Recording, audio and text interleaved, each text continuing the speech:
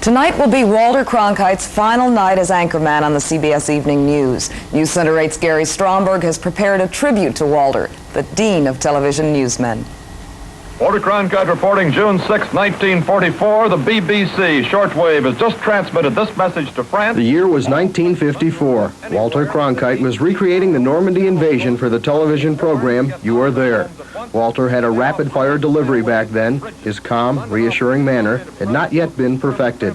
Walter was definitely a television pioneer. He anchored the political conventions way back in 1952. Hello, everyone. Here we are again in Studio A, our CBS television control point for the Westinghouse coverage, this time of the Democratic National Convention.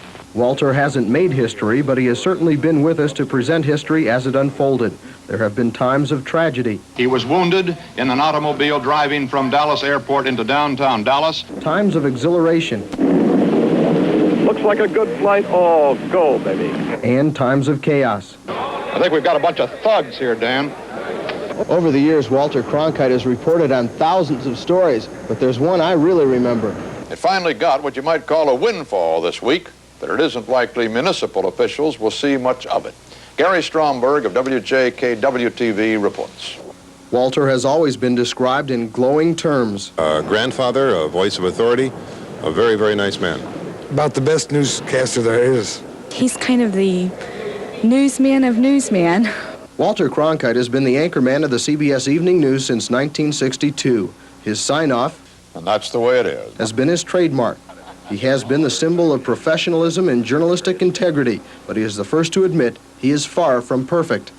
And that's the way it is on, what day is this anyway? When a major story was breaking, we could always depend on Walter to present the information in a clear, straightforward manner. He was serious when he had to be, and humorous when he wanted to be. After a story on a memory expert ended, Walter said, This is Walter Cronkite, CBS News. Good night. He pretended to forget his name. But Walter, one thing's for sure, we won't forget your name. And now, for the final time, the CBS Evening News with Walter Cronkite.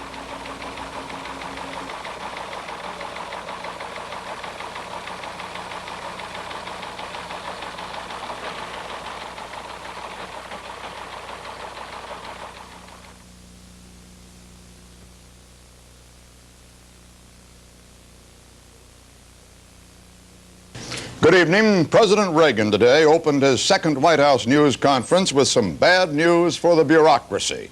Fewer government